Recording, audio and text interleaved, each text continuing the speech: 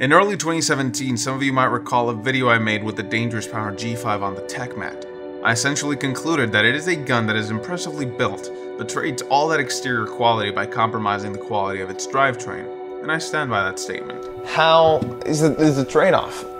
That came at an expense, and it was the quality of drivetrain.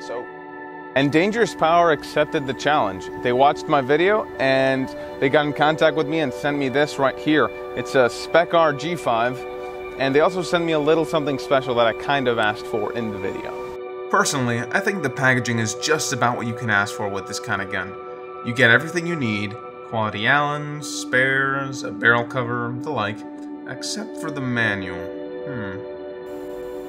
They're definitely living up to their company's name and playing it dangerously with this.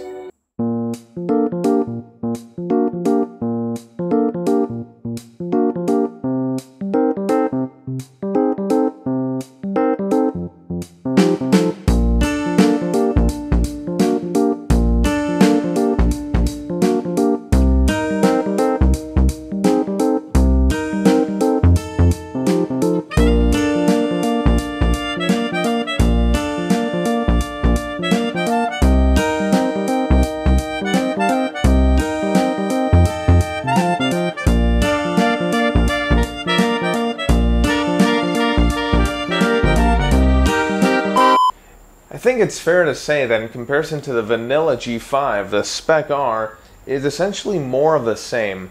And I mean that in a good way. These guns are packed with features that are really unusual for this price range and can be considered high-end.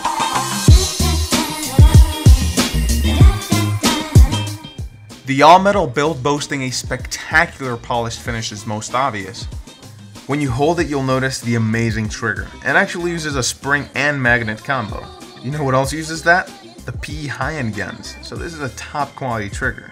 Then, you'll probably want to put a loader on the thing to play with it. You'll have no trouble with this feed neck. It has a swiveling clamp, and if you're into it, it's low profile. It has a proper thumb screw and it holds loaders onto it as you'd expect. Finally, we'll screw in your tank and activate the RAPS ASA. Yo, this is a new song I wrote for this video.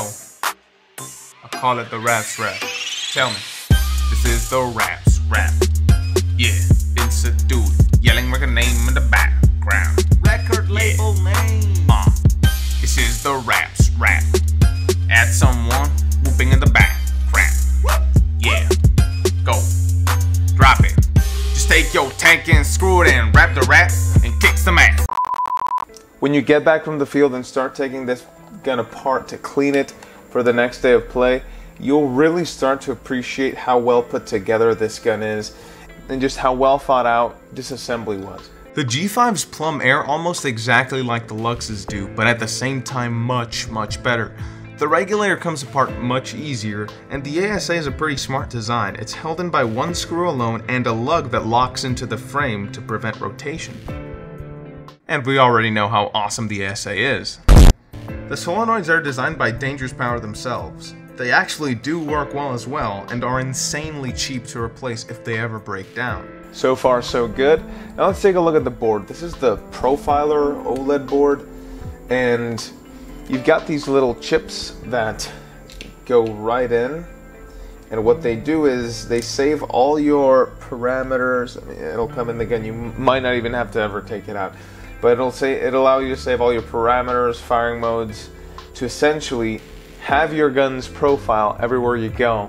It does display an OLED here, and the board does pretty much everything you want it to do. I will say this, however. Possessing such dangerous power requires great responsibility. There is nothing stopping a 12-year-old that's new to the game from just setting this thing to 20 BPS full auto, sticking a toe in there, and just blasting everybody.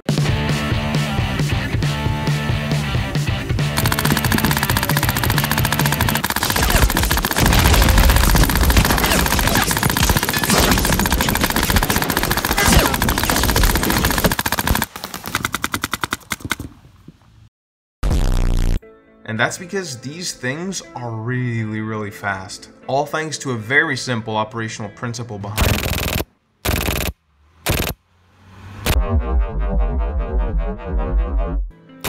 Now to the drivetrain again. It's a very basic unbalanced blow-forward dump valve that fires by venting an air seeder. Just imagine a Geo running on really high pressure. The reason it has to run on such high pressure is that it's got so little volume. If we compare it to the Geo, which has a very soft shot, you can see the Geo has about 3 times as much volume, if not even more. So you use about the same amount of air to fire the paintball down the field. And in this case, it is crammed together in this tiny space. There's not much that's special about how it shoots, but it's not a poor quality shot either. My issue from the first video was the paint handling. It just isn't that great 100% of the time. And because of the, let's say, imperfect drivetrain, Dangerous Power sat down a minute on the workbench and they devised this. It's a new engine and they called it the John Cena Turbine Kit. They called it the Turbine Kit. For the installation of the Turbine Kit, I recommend a few things.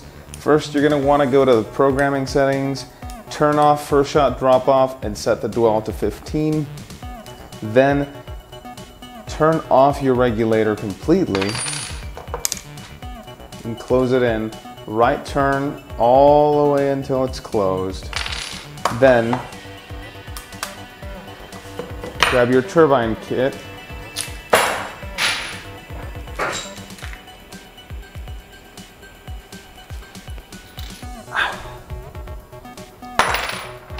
and just put it in the gun and head over to a chrono.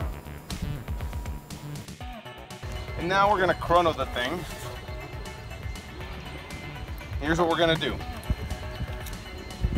You'll see that the gun won't fire.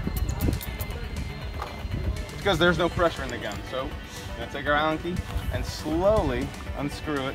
It's going to fire. And we're going to turn it up until it gets into playable velocity.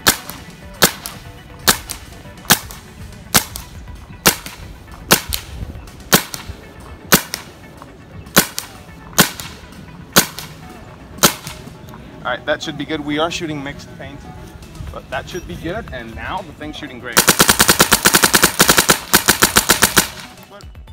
You can even put it into older G-Series guns, which is pretty cool. If it has the O-ringless bolt, it fits. And the benefits carry over. And what are those benefits, you ask? Well, they're twofold. First, it changes up the way that the engine uses air to fire the paintball. Let me demonstrate with the vanilla G-Series engine. Basically, you've got a very basic unbalanced blow forward design. We've seen this before. Bolt slides forward, clears the valve, and the air from behind the valve rushes through the bolt down the breech, firing the paintball. Now, what's going on here? You've got a hollow bolt, and you've got nothing beyond the bolt guide. So when you fire, all of this volume inside of the bolt is room for all that high pressure air to expand and potentially waste a lot of energy. What the Turbine Kit does in this regard is it functions the exact same way, unbalanced blow forward, nothing changes there, but what happens here is when the air is released inside of the bolt to fire the paintball, there's less volume for it to expand, so some of that energy is conserved, requiring lower pressure and just less air. So that's the improvement with air consumption. Its second function has to do with paint handling. In the vanilla engine, we talked about it in the TechMat video, it's got a cupped face that allows room for the next ball to balloon forward and get clipped by this bolt. We've already talked about this, but with this one, what you've got is essentially I don't want to say a flat face bolt because it's a hollow bolt, but the tip of the turbine engine is what makes contact with the ball while it's at rest. It doesn't roll back into the bolt. So while it's at rest, it doesn't wiggle inside the breech, maintaining a perfectly straight ball stack. So when the bolt slides forward and carries the ball with it, it doesn't hit the ball stack and clip that second ball. So how does it shoot? Well, you haven't heard me talk much about it because quality of shot really remains about the same. Pretty decent, you know, just good enough, even if pressure dropped quite a bit.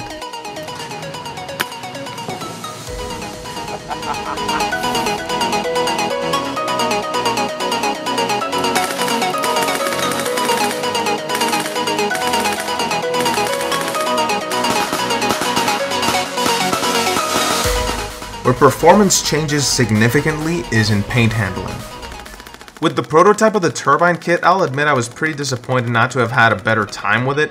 As a matter of fact, it was actually bad, worse than stock. And they were very strange ball breaks as well. They would leave a completely clean breach and, well, just explode inside the barrel. It's not like any of that matters, because with the final product, I had zero paint handling issues whatsoever. None. In about 5 to 10 cases that I shot through the final version of the Turbine Kit, I can't recall breaking a single ball. Paint handling was simply fantastic. You know, you can't really judge a marker until you've put it through its paces time and time again in the field.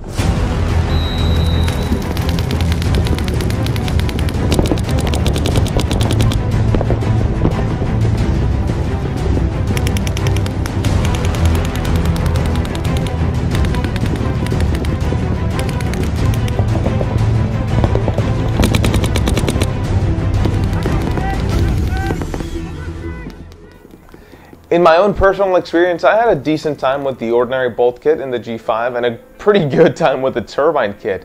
It is kind of fun to hit the field with lower end markers and, you know, just spice it up a little bit. And it was a great experience with the Turbine Kit. I had a good amount of fun.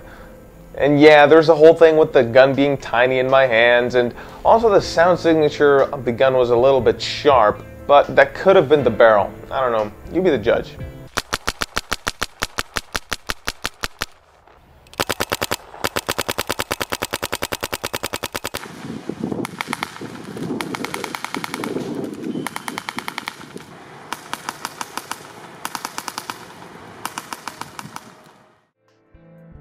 And yes, online in the forums, there's been a handful of guys that have had issues with their G5s, with the reliability or some sticky solenoids, issues of that sort.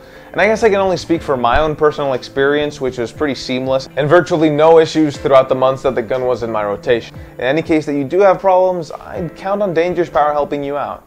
And if you really dig something that feels high-end, that is all metal, hoseless, has an amazing trigger, really easy to take apart, and you don't really obsess over terrific shot quality or bleeding-edge performance for this price, this thing is an amazing package, and I think it's pretty unique because no one else is actually going for something like this.